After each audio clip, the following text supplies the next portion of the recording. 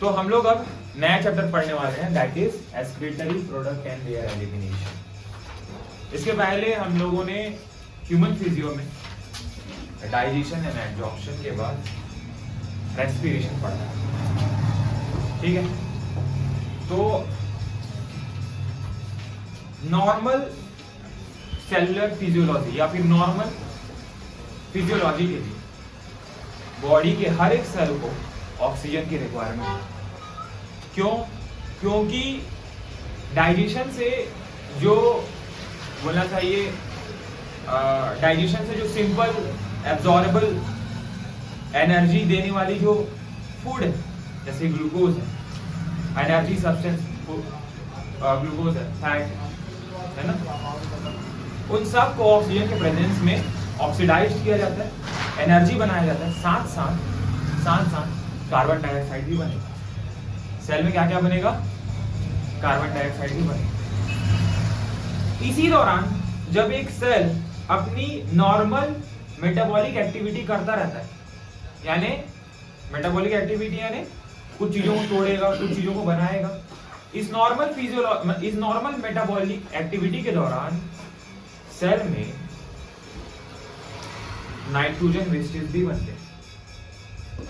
ये nitrogen wastage में nitrogen wastage भी होते हैं और आयंस भी होते हैं, ठीक है।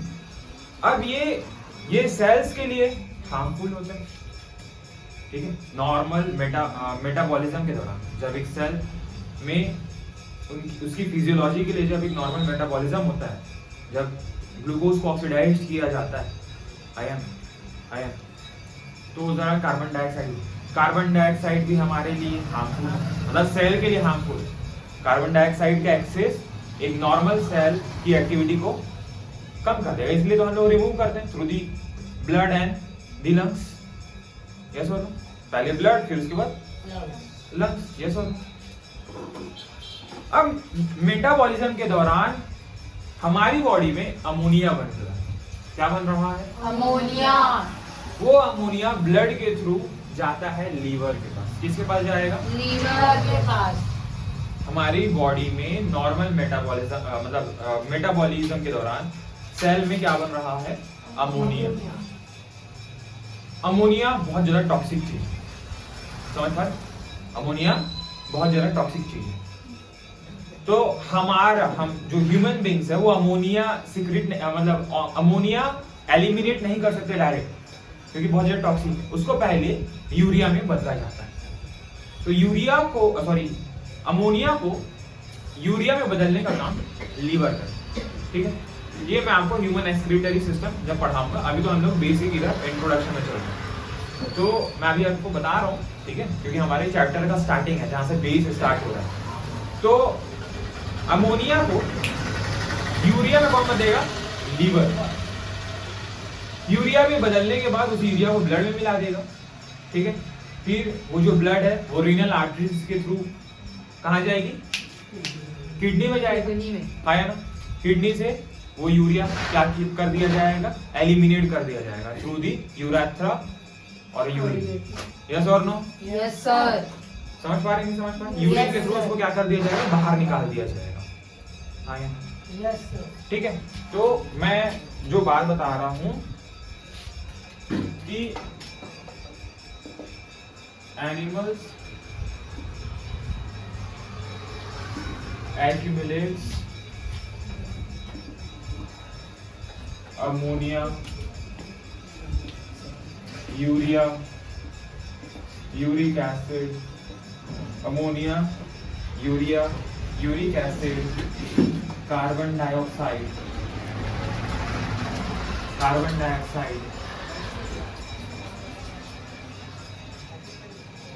phosphate ion and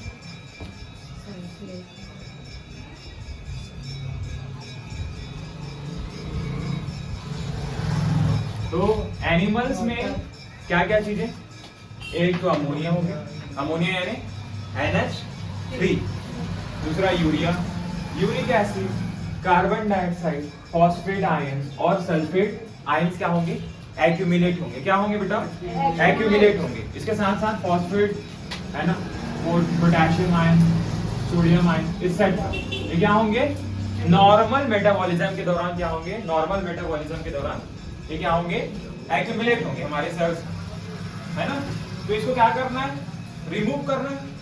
तो उस रिमूवल के लिए जो मैकेनिज्म हमारी बॉडी में इन सारे पदार्थों को, अमोनिया हो गया, यूरिया हो गया, यूरिक एसिड हो गया, कार्बन डाइऑक्साइड हो गया, फॉस्फेट आयन हो गया, सल्फेट आयन हो गया, पोटेशियम एक्सेट्रा, बहुत सारी चीजें जो हमारे बॉडी के लिए हार्मफुल है। इसको एलिमिनेशन, इसके एलिमिनेशन के लिए हमारी बॉडी जिस मैकेनिज्म के थ्रू इसको रिमूव करेगी, एलिमिनेट करेगी हमारे शरीर से, उस मैकेनिज्म को हम इस चैप्टर में पढ़ने वाले हैं। यस और यस और नो? Yes sir. ठीक है, तो हम लोग यहाँ पर क्या लिख सकते हैं, either by the metabolic activities और the excess food ingestion, excess amount of food ingestion, ऐसा कुछ लिखा हुआ है। और the means of activities by the other like और दी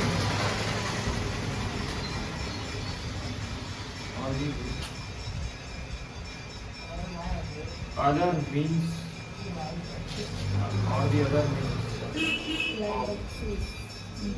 access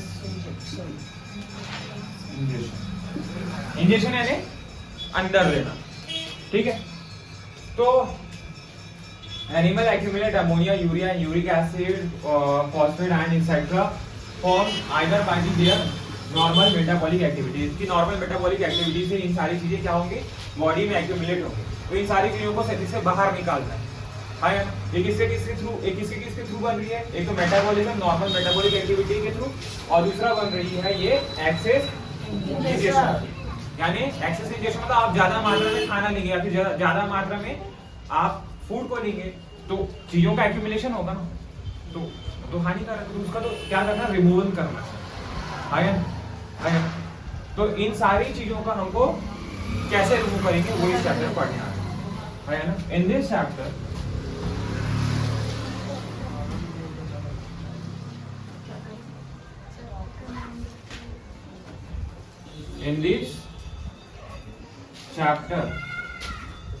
we will learn about the elimination of, in this chapter we will learn about the elimination of these substances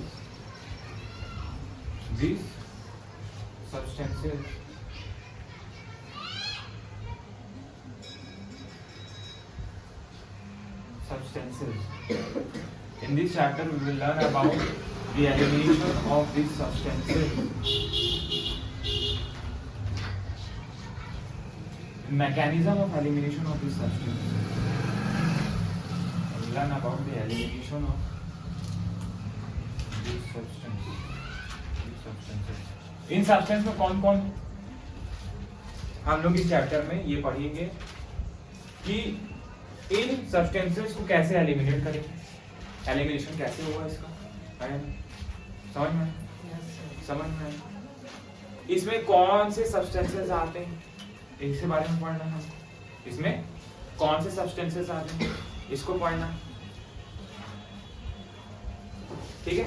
yes और in this chapter we will learn about the elimination of these substances and mechanism of elimination method,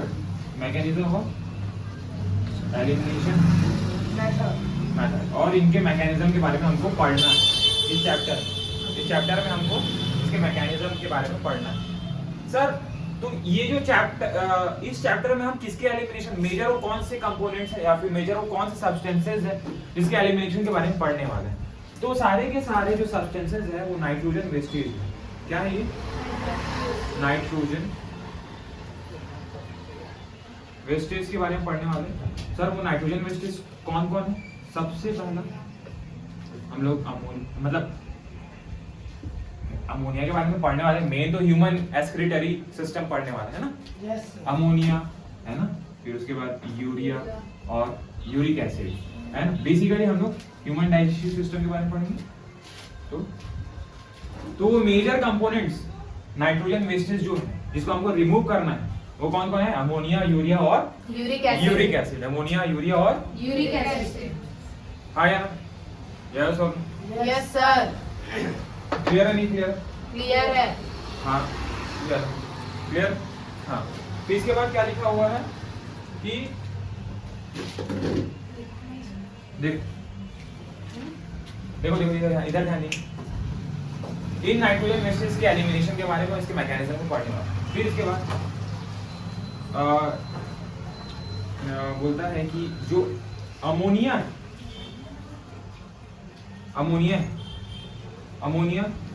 is most toxic. Ammonia is most toxic substance. Ammonia क्या है? सबसे ज्यादा toxic substance है। इन सारी चीजों में ammonia, urea, uric acid सबसे ज्यादा टॉक्सिक यानी सबसे ज्यादा जहरीला। टॉक्सिक है ना, जहरीला। हमारे शरीर के लिए जो हानिकारक, बात ना करो, वो सबसे टॉक्सिक चीज कौन है? हमेशा एक बात याद रखिएगा, जो जितना ज्यादा टॉक्सिक होता है एक सेल के लिए, जो जितना ज्यादा टॉक्सिक होता है उसके एलिमिनेशन के लिए यानी उसको शरीर से बाहर निकालने के लिए उतने ही ज्यादा पानी की जरूरत पड़ेगी। समझ में? Ammonia is the most toxic substance. Ammonia is the most toxic substance and for the removal of, last में एक लाइन लिखा हुआ है एनसीईआरटी में, ammonia is the most toxic form and requires a large amount of water from its elimination. Ammonia is the most toxic substance and requires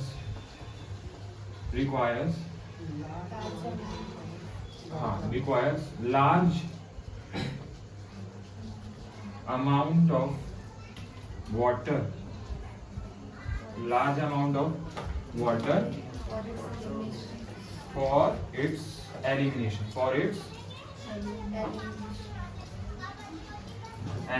Yes or no? Yes sir. Ammonia सबसे ज्यादा toxic है। इन सारी चीजों में कौन सबसे ज्यादा toxic है? अमोनिया। तो ammonia is the most toxic substances and requires a large amount of water from its elimination. Yes और नो? Yes sir. यस और नो? तो सारी चीजों के बारे में फिर से बता देता हूँ कि एनिमल्स में नॉर्मल मेटाबॉलिक एक्टिविटी के दौरान ammonia, uric acid, urea, carbon dioxide, phosphate ion, potassium sulphate etcetera सारी चीजें मेटाबॉलिक एक्टिविटी के दौरान क्या होती है? एक्यूमुलेट होती है, जमा होती जाती है। इन सारी चीजों को रिमूव करना बहुत ज्यादा जरूरी है। नॉर्मल बॉडी की फिजियोलॉजी को बनाए रखने के लिए इन सारी चीजों को रिमूव करना ज्यादा जरूरी है ना। इस चैप्टर में हम बेसिकली यूरिया को कैसे एलिमिनेट करेंगे उसके मैकेनिज्म के बारे में पढ़ने वाले हैं। ठीक है? हाँ या yes or no? So in this chapter we will learn about the elimination of the substances and the mechanism of elimination of the substance. In substance के elimination के लिए कौन सा mechanism है, उस mechanism को गहराई से पढ़ना पड़ेगा। ठीक है? हाँ या ना? अब सर ये जो substances है, ये जो waste substance है ना, जो wastage है ये कौन कौन से हैं? तो ये बेसिकली नाइट्रोजन वेस्टेज है। कौन से वेस्टेज है? नाइट्रोजन। इसमें भी खास करके अमोनिया, यूरिया और यूरिक एसिड। अमोनिया, यूरिया और यूरिक एसिड। ध्यान दीजिए, ये सारी चीजें हमारी बॉडी में बनती है। इन सारी चीजें हमारी बॉडी में बनती है। समझ में आए? तो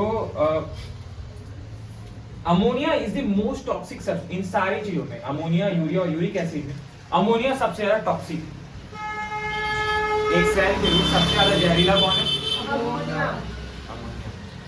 तो जो जितना ज्यादा टॉक्सिक होता है इसको रिमूव करने के लिए, हमारे बॉडी से रिमूव करने के लिए उतनी ही ज्यादा मात्रा में, उतने ही ज्यादा अमाउंट में वाटर की जरूरत है। ठीक है? तो ammonia is the most toxic substances and requires a large amount of water from its elimination. इसके एलिमिनेशन के लिए हमको लार्ज अमाउंट ऑफ वाटर चाहिए। यस और समझ में आया नहीं आया? ठीक है, इसको नोट करो, फिर आगे देते हैं। आप लोग स्क्रीनशॉट लेते, ठीक है, मानोगे? तो देखो मैं आपको अभी बता चुका कि यूरिया, यूरिक एसिड और अमोनिया में सबसे ज्यादा जो टॉक्सिक है वो कौन है? अमोनिया। अमोनिया।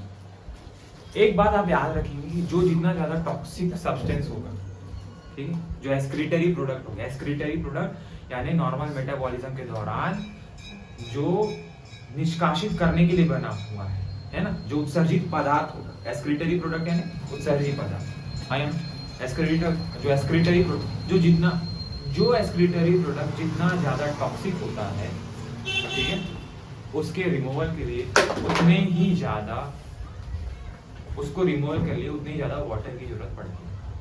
समझ में? Yes sir. तो सबसे पहले मैं आपको एक बात बता देता हूँ, सबसे पहले कि जो टॉक्सिसिटी जो है, जो टॉक्सिसिटी इन एक्सक्रीटरी प्रोडक्ट, जिसमें सबसे आगे आप एक बात याद रखेंगे, सबसे आगे होता है अमोनिया। सबसे ज्यादा टॉक्सिक कौन है? Ammonia. Ammonia is the most toxic. सबसे ज्यादा जहरीला कौन है? अमोनिया। विषैला, है ना, जहरीला नहीं, तो जहर वहर बोलना थोड़ा सा अजीब टाइप का, विषैला बोलेंगे हिंदी में। तो विषैला सबसे ज्यादा कौन है? अमोनिया, कोशिकाओं के लिए, सेल्स के लिए। इधर ध्यान दीजिए प्लीज। फिर इसके बाद इससे कम यूरिया। यूरिया, और सबसे कम यूरिक एसिड। यूरिक एसिड सबसे कम टॉक्सिक। समझ में आया? Yes sir. आया या नहीं आया? आया। तो सबसे ज्यादा जो हम टॉक्सिसिटी की बात करते हैं, याद रखेंगे जो जितना ज्यादा टॉक्सिक होगा उसके रिमूवल के लिए उतनी ज्यादा वाटर की जरूरत पड़ेगी, उसके लिए उतनी ज्यादा वाटर की जरूरत पड़ेगी। यस और तो सबसे ज्यादा टॉक्सिसिटी यानी सबसे ज्यादा जो विषैला है वो है अमोनिया, उसके बाद यूरिया, और सबसे कम है यूरिक एसिड। Uric acid. समझ में आया? Yes sir. कभी बर्ड्स को पानी पीते देखे हो? नो। बहुत कम, लेकिन उसका एक्सक्रीटरी प्रोडक्ट एक पेस्ट के रूप में होता है। जो बर्ड्स होते हैं, जो पक्षियां होती है, उनका जो एक्सक्रीशन देखे हो ना, पेस्ट टाइप का निकलता है ना, देखो वो पेस्ट कुछ और नहीं, दैट इज यूरिक एसिड। समझ पा रहे है ना? Yes sir. अरे तोता होता तो सब देखे होगे ना, मालूम। है ना, उसका एक्सक्रीटरी प्रोडक्ट देखे हो ना, पेस्ट टाइप का रहता है, यूरिक एसिड। समझ पा रहे? ऐसा वो सब चीज को कौन देखता है सर, हम तो तोता देखते हैं। देख लिया करो आप बायोलॉजी वाले स्टूडेंट, ठीक है? ठीक है, समझ में आए? यस और तो sir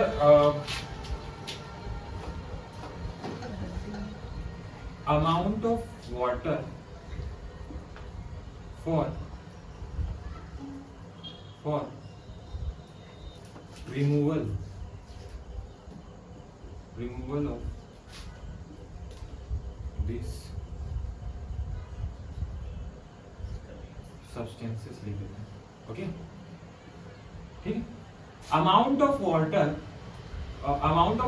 for removal of this substance, यानी सबसे ज्यादा अमाउंट किसमें, सबसे ज्यादा वाटर की जो जरूरत होगी, है ना, पानी की जरूरत सबसे ज्यादा किसको रिमूव करने के लिए?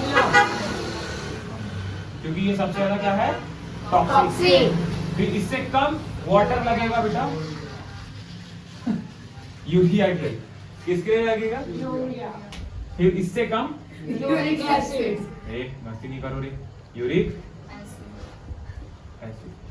तो सबसे ज्यादा जो वाटर की रिक्वायरमेंट रिमूवल के लिए, है ना, ये सारे के सारे क्या? Nitrogen wastage, they all are nitrogen wastage. I am. तो सबसे ज्यादा वाटर की रिक्वायरमेंट किसको है? अमोनिया। फिर उसके बाद यूरिया। फिर सबसे कम uric acid. Uric acid. Yes और यस सर। समझ में आया? Yes sir. जो फिशेस होते हैं, जो पानी में रहते हैं, जो फिशेस होते हैं, मछलियां, यस सर। ऐसा मछली है ना, ऐसा कहता है, ऐसा पहले ऐसा कहता है। तो जो मछली होता है ध्यान दीजिए, मछली पानी में रहता है, तो उसके पास बहुत सारा वाटर है, वो पानी को यूज भी कर सकता है ना? तो ज्यादातर जो फीसेज होते हैं या फिर जो ऐसे ऑर्गेनिजम्स जो पानी में रहते हैं, उनका एक्सक्रीटरी प्रोडक्ट ज्यादातर ये देखा गया है अमोनिया, क्योंकि उनके पास लार्ज अमाउंट में वाटर है, वो कभी भी ले सकते हैं, कभी भी है ना, वो एक्सक्रीशन के लिए बहुत सारा वाटर ले सकते हैं, है ना? Yes sir. ठीक है, ये सुन। क्या इंसान अगर अमोनिया निकालेगा तो क्या वो 1 ड्रम पानी पीता है क्या डायरेक्ट? नहीं पी सकता ना, नहीं पी सकता। अमोनिया को निकालने के लिए बहुत ज्यादा लार्ज अमाउंट वाटर चाहिए, समझ पा रहे? तो हम क्या पानी बहुत मतलब मीडियम पीते हैं, एकदम ज्यादा भी नहीं पीते। लेकिन यूरिक एसिड, सांप हो गए है ना, बर्ड्स हो गए, वो क्या एकदम पानी पीते रहते हैं क्या 1-1 गिलास? वो सबसे कम पानी पीते हैं, है ना? इसीलिए उसके एक्सक्रीटरी प्रोडक्ट को रिमूवल के लिए सबसे कम वाटर की जरूरत है, समझ पा रहे हैं? Yes sir. दूसरी बड़ी बात, वो सबसे कम टॉक्सिक एक्सक्रीटरी प्रोडक्ट यानी उत्सर्जी पदार्थ उत्सर्जित करेंगे, दैट इज यूरिक एसिड। अब एक और बात, क्या बात है? ऐसे ऑर्गेनिजम्स जिनका एक्सक्रीटरी प्रोडक्ट अमोनिया है या फिर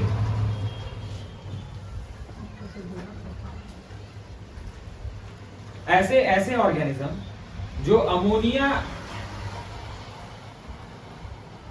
जिनका एक्सक्रीटरी प्रोडक्ट अमोनिया है, अमोनिया यानी NH3 बेटा, ऐसे ऑर्गेनिज्म जिनका एक्सक्रीटरी प्रोडक्ट अमोनिया है, उन सारे ऑर्गेनिज्म को अमोनोटैलिक बोलते हैं। उन सारे ऑर्गेनिज्म को क्या बोलते हैं? अमोनोटैलिक बोलते हैं। उन सारे ऑर्गेनिज्म को क्या बोलते हैं? अमोनोटैलिक। यस बोलो। Yes sir. उन सारे ऑर्गेनिज्म को क्या बोलेंगे? तो ऐसे ऑर्गेनिज्म जो अमोनिया रिलीज करेंगे, मतलब उनको बहुत ज्यादा पानी की जरूरत है अमोनिया को रिलीज करने, क्योंकि बहुत ज्यादा टॉक्सिक है अमोनिया, है ना? और ऐसे ऑर्गेनिज्म जो अमोनिया रिलीज करेंगे या अमोनिया एक्सक्रीट करेंगे, ऐसे जीव जो अमोनिया का उत्सर्जन करेंगे, वो सारे जीव क्या कहलाएंगे? अमोनोटैलिक कहलाएंगे। यस और नो? यस और नो? समझ में आया? Yes sir. इधर थोड़ा सा बाहर जा रहे हैं एनसीईआरटी से, लेकिन फिर एनसीईआरटी पकड़ा दूंगा, ठीक है? ऐसे ऑर्गेनिजम्स जो यूरिया, क्या बेटा? यूरिया। ऐसे ऑर्गेनिज्म जिनका एक्सक्रीटरी प्रोडक्ट यूरिया होता है, यूरिया का फॉर्मूला NH2CO NH2। ऐसे ऑर्गेनिज्म जो यूरिया एक्सक्रीट करेंगे या यूरिया का उत्सर्जन करेंगे, है ना, यूरिया का एक्सक्रीशन करेंगे, उन सारे जीवों को बोलते हैं यूरियोटैलिक। क्या बोलते हैं? यूरियोटैलिक। क्या बोलेंगे? यूरियोटैलिक। समझ में आया? जैसे कि हम क्या है? यूरियोटैलिक। हम क्या है बेटा? यूरियोटैलिक। यस और नो? Yes sir. इंसान क्या है? ऐसे ऑर्गेनिज्म जिनका एक्सक्रीशन या जो यूरिया रिलीज करेंगे, यूरिया एक्सक्रीट करेंगे, उन सारे जीवों को हम क्या बोलेंगे? यूरियोटैलिक। ठीक है? ऐसे ऑर्गेनिज्म जो यूरिक एसिड का एलिमिनेशन करेंगे, उनका एक्सक्रीटरी प्रोडक्ट क्या है?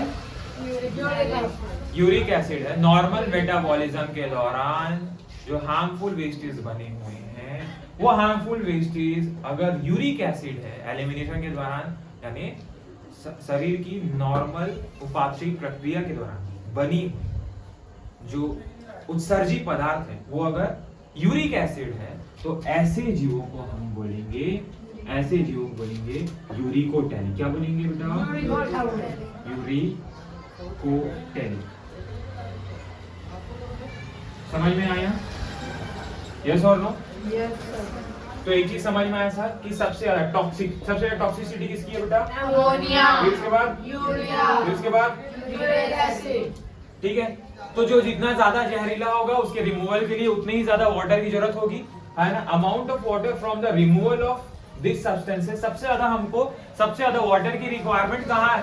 अमोनिया में, फिर उसके बाद यूरिया में, फिर सबसे कम यूरिक एसिड में। ऐसे ऑर्गेनिज्म जो अमोनिया एक्सक्रीट करेंगे या जिनका एक्सक्रीटरी प्रोडक्ट अमोनिया है, उन सारे ऑर्गेनिज्म को अमोनोटैलिक बोलेंगे। ऐसे ऑर्गेनिज्म जिनका एक्सक्रीटरी प्रोडक्ट यूरिया है, that is NH2CO। NH2 urea का फॉर्मूला क्या होता है? NH2CO NH2। हाँ, उन सारे ऑर्गेनिज्म को यूरियोटैलिक बोलेंगे। क्या बोलेंगे? यूरियोटैलिक। और ऐसे ऑर्गेनिज्म जिनका एक्सक्रीटरी प्रोडक्ट यूरिक एसिड है, जिनका एक्सक्रीटरी प्रोडक्ट क्या है? Uric acid. वो सारे के सारे ऑर्गेनिज्म क्या कहलाएंगे? यूरियोटैलिक। यस और नो? Yes sir. ठीक है, तो देखो अभी तक हम लोग 2-3 चीजें पढ़ेंगे। सबसे पहला तो टॉक्सिसिटी लेवल पढ़ चुके हैं, ठीक है? किसका सबसे ज्यादा टॉक्सिक कौन होगा? अमोनिया। फिर उसके बाद यूरिया। फिर उसके बाद uric acid. Okay, Yes, sir. Yes और नो? सबसे ज्यादा रिमूवल के लिए सबसे ज्यादा वाटर की रिक्वायरमेंट किसको है? अमोनिया। अमोनिया है ना? Yes, उसके sir. बाद यूरिया। फिर उसके बाद यूरिक एसिड। Uric, acid. हाँ या ना? यस ठीक। अब हम लोग अमोनोटैलिक ऑर्गेनिज्म के बारे में कुछ एग्जांपल्स और उसके बारे में कुछ बातें जो एनसीईआरटी में लिखी गई है उसको मैं आपको समझाऊंगा, हाँ या ना? ठीक है, बेसिकली ये जो चैप्टर है ये इंट्रोडक्शन, मतलब ये आपको बोलना चाहिए ये इस चैप्टर का इंट्रोडक्शन चल रहा है, ठीक है? बेसिक से उठना पड़ेगा। कल हम लोग मतलब या फिर मतलब आप यूट्यूब वालों के लिए नेक्स्ट लेक्चर में हम लोग ह्यूमन एक्सक्रीटरी सिस्टम को पढ़ने वाले हैं, ठीक है? तो अभी तो बेसिकली ये चलने वाला, ठीक है? तो एनसीईआरटी बोलता है the process of excretion of ammonia is ammonotelism, यानी अमोनिया को एक्सक्रीट करने का जो प्रोसेस है वो क्या कहलाता है? Ammonotelism. Yes, the process of excreting of ammonia is ammonotelism. क्या कहलाता है? अमोनोटैलिज्म। अमोनिया के उत्सर्जन की प्रक्रिया को हम लोग क्या बोलेंगे हिंदी में क्या लिखते हैं बेटा? अमोनियोत्सर्ग प्रक्रिया। क्या बोलते हैं? अमोनियोत्सर्ग प्रक्रिया, ठीक है? अमोनिया के उत्सर्जन की प्रक्रिया को हम लोग क्या बोलेंगे? अमोनियोत्सर्ग प्रक्रिया, हाँ या ना? यस और नो? अब इसके कुछ एग्जांपल्स हैं। सबसे पहला मैनी बोनी फिशेस। ऐसे फिशेस, बोनी फिशेस बेटा, मैनी बोनी फिशेस यानी अस्थिर मछलियां। कौन सी मछलियां? अस्थिर मछलियाँ। अस्थिर मछलियां। देख लेना ना, मैं शायद गलत लिख रहा हूँ मछलियां को। अस्थिर मछलियां, एक्वेटिक एम्फीबियंस यानी एक्वेटिक यानी जलीय उभयचर बेटा। एम्फीबियंस यानी जो पानी और जमीन दोनों में रहते हैं। प्लीज मछलियां।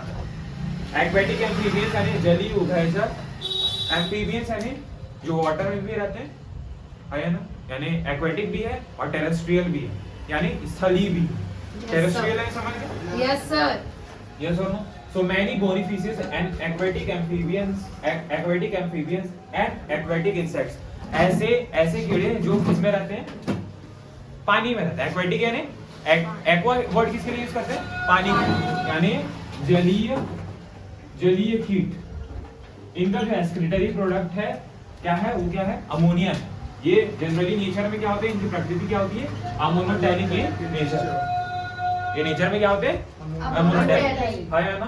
सो many bony fishes, aquatic amphibians and aquatic insects. ध्यान देंगे, ये एग्जांपल बहुत ज्यादा इंपॉर्टेंट है, इसमें स्टार बना लीजिए, ठीक है? ठीक है, क्योंकि ये बहुत ज्यादा इंपॉर्टेंट सेगमेंट है जहां से बच्चा शायद इसको इग्नोर करेगा और यही क्वेश्चन वो एनटीए वाले सेट करके दे देंगे। लाइन उठा के दे देंगे तो क्या कर लोगे आप? आया ना? Yes, sir.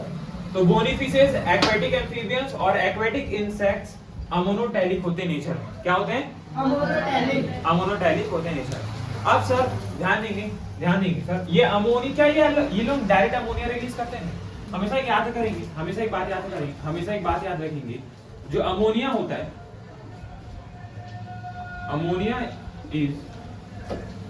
जो अमोनिया होता है ये रेडियली सॉल्युबल होता है। आसानी से क्या होता है? ये रेडियली सॉल्युबल होता है, यानी रेडियली को हिंदी में क्या बोलते हैं? मतलब घुलनशील होता है पानी में, रेडियली सॉल्युबल होता है किसमें, वाटर में।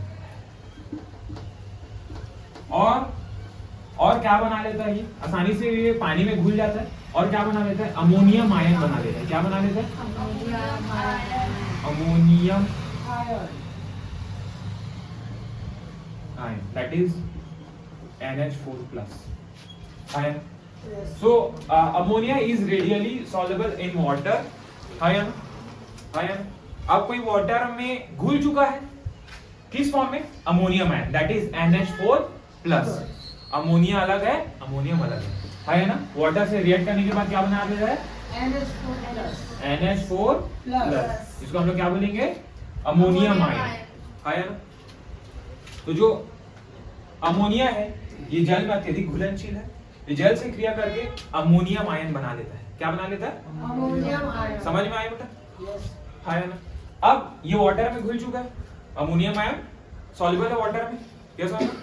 अब ये जो सारे जो है, जो बोनी फिशेस है, एक्वेटिक एम्फीबियंस है और जो एक्वेटिक इंसेक्ट्स है, ये अपने जनरल बॉडी सरफेस, जो बॉडी सरफेस है इनका जनरल बॉडी सरफेस, और जो फीस होते हैं उनमें गिल्स होता है, गिल्स होता है, समझ पा रहे, गिल्स होता है। उस गिल्स से क्या करते हैं, ये नॉर्मल डिफ्यूजन के थ्रू, वाटर डिफ्यूजन के थ्रू, वाटर के हेल्प से उन सारे मतलब अमोनिया को अमोनियम आयन के रूप में बाहर निकालते हैं। याद रखेंगे कि इसमें अमोनो मतलब जो बोलना चाहिए, जो एमोनोटैलिज्म है ना, जो प्रोसेस है अमोनिया को बाहर निकालने का जो प्रोसेस है, इसमें किडनी का कोई भी सिग्निफिकेंट रोल नहीं है। इसमें जो किडनी है वो कोई भी महत्वपूर्ण भूमिका नहीं निभाती है। यस और नो, समझ में आया, यस और नो, ठीक है। तो अब मैं बोला कि ammonia are the readily soluble in water, है ना, from the ammonium ion forms in ammonium ion, है ना। अब ये अमोनियम जो आयन है ये कैसे बाहर निकलेगा, तो ये जो अमोनियम आयन है ये डिफ्यूजन के थ्रू, किसके थ्रू, डिफ्यूजन यानी विसरण होता है। डिफ्यूजन यानी हाई कंसंट्रेशन से लो कंसंट्रेशन की ओर मॉलिक्यूल्स का मूवमेंट, हाई कंसंट्रेशन से लो कंसंट्रेशन की ओर जाना, समझ में आ गया। डिफ्यूजन के थ्रू आपको बता चुका हूं पहले भी, इसमें रेस्पिरेशन है ना। तो ये जो अमोनियम आयन है ये वाटर के साथ में, है ना, वाटर के साथ में डिफ्यूजन के थ्रू विसरण के द्वारा, थ्रू द डिफ्यूजन,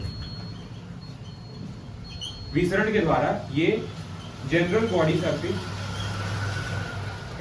या फिर इसका बॉडी सरफेस बोल देंगे, जनरल बॉडी सरफेस यानी शारीरिक सतह, जनरल बॉडी सरफेस और गिल सरफेस, गिल्स लिखा है कि गिल लिखा है, गिल्स लिखा होगा।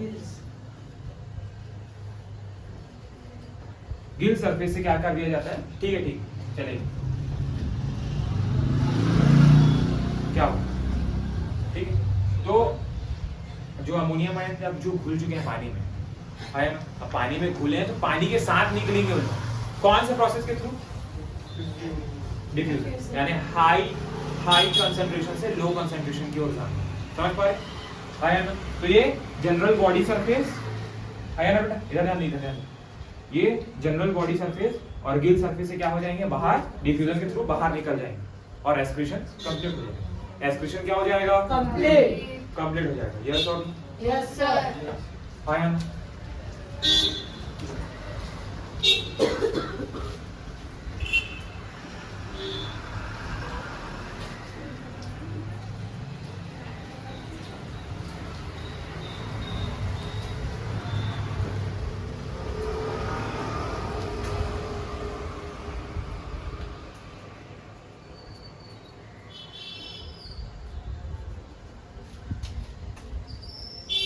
Kidney do not play any significant role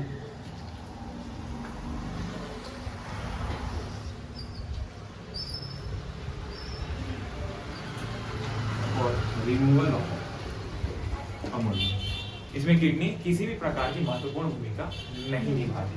kidney do not play any significant role for removal of ammonia, या रिमूवल को आपका बुक में शायद एलिमिनेशन लिखता है, क्या लिखता है बेटा? Elimination. Do not any significant role for elimination of ammonia, yes और नो? Yes, sir. समझ में आया? यस और नो? तो किडनी किसी भी प्रकार की महत्वपूर्ण भूमिका नहीं निभाती है किसके किसके एस्क्रीशन में? अमोनिया के एस्क्रीशन, यस और नो? Yes, sir. समझ में आ गया सबको? लिखें। अब ध्यान देंगे ऐसे ऑर्गेनिजम्स, ध्यान देंगे इधर, मेरी बात ध्यान देंगे। ऐसे ऑर्गेनिजम्स जिनके बाद ह्यूज अमाउंट ऑफ वाटर है, मतलब उनको पानी की किसी भी प्रकार की कमी नहीं है। तो पानी की किसी भी प्रकार की कमी का ना होना मतलब सीधी सी बात है, वो सारे के सारे जीव या तो पानी में रहते होंगे, हाँ या तो उनके आसपास वाटर का बहुत लार्ज अमाउंट होगा, यस और ज्यादातर क्या होता है वो पानी में ही रहते हैं। एक्वेटिक एनिमल जो होते हैं यानी जो जलीय जीव जो होते हैं उनके पास पानी की कमी नहीं है, इसलिए उनमें मेटाबॉलिज्म के दौरान शारीरिक उपापचयी प्रक्रिया के दौरान है ना, यानी फिजियोलॉजिकल मेटाबॉलिज्म के दौरान क्या बनेगा? एक्सक्रीटरी प्रोडक्ट क्या बनेगा बोलो? अमोनिया। अमोनिया जिसको अमोनियम आयन के रूप में रिलीज करता है थ्रू द बॉडी सरफेस और गिल सरफेस, यस और नो? Yes, sir. है ना? लेकिन सर ऐसे ऑर्गेनिजम्स जो स्थल में रहते हैं यानी जो टेरेस्ट्रियल ऑर्गेनिजम्स हैं, टेरेस्ट्रियल यानी जो जमीन में रहते हैं, उनके पास तो ह्यूज अमाउंट ऑफ पानी नहीं हो, तो एनी हर टाइम पानी तो पीते नहीं रहते। 1 ग्राम पानी 1 टंकी पानी थोड़ी पीते रहते हैं, Right. पीते रहेंगे क्या? उनके पास पानी है लेकिन लिमिटेड अमाउंट में, उतना ज्यादा पानी नहीं है ना? तो इस पानी की कमी को देखते हुए भगवान ने और कुदरत ने ऐसा एडेप्टेशन किया है, ऐसा अनुकूलन जमाया है कि वो ऑर्गेनिज्म उतना ही पानी पीते हैं जितना उनको उस जो एक्सक्रीटरी प्रोडक्ट है जो यूरिया है उसको निकालने के लिए आवश्यक है। ठीक है, ये एक प्रकार का क्या है? एडेप्टेशन है।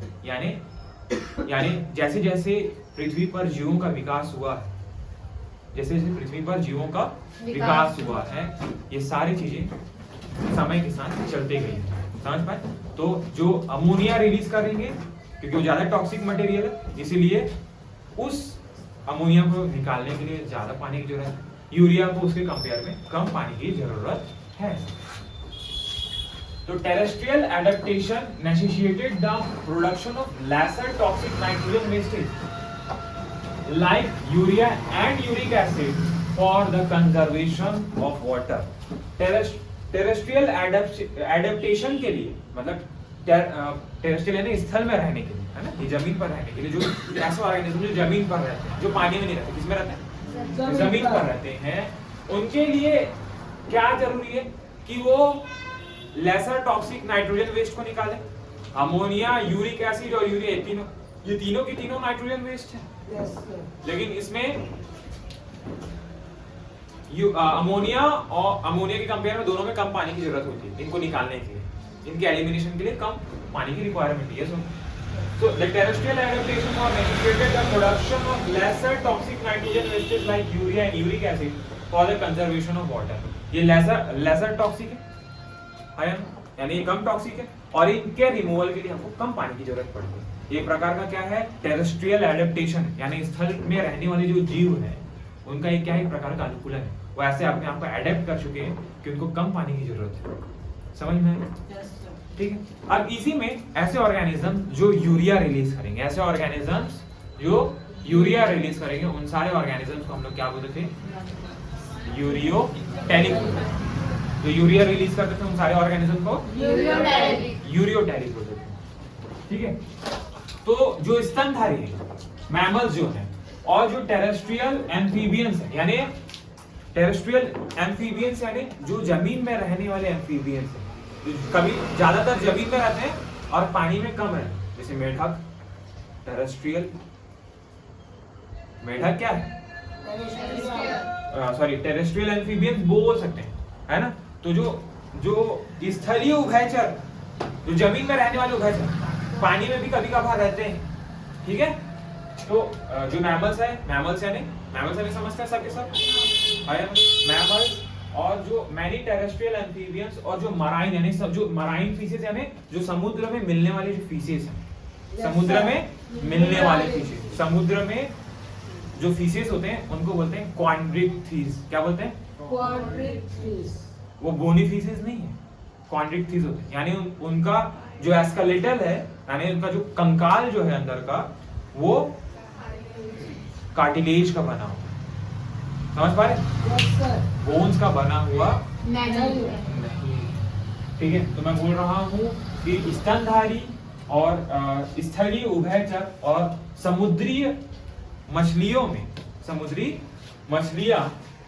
मछलियां ज्यादातर क्या रिलीज करती है? यूरिया रिलीज करती है। क्या रिलीज करती है?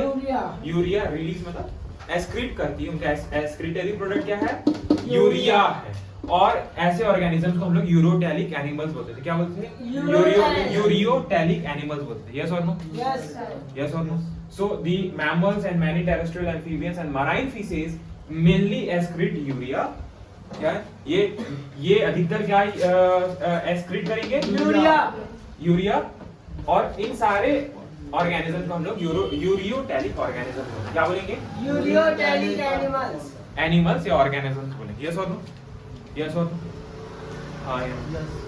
अब मैं आपको पहले ही बता चुका हूँ, लेक्चर के स्टार्टिंग में ही मैं आपको बता चुका हूँ कि हमारे शरीर में हर एक सेल के मेटाबॉलिज्म के दौरान, मेटाबॉलिज्म में मेन जो एक्सक्रीटरी प्रोडक्ट है वो अमोनिया ही बनता है हमारे भी बॉडी में।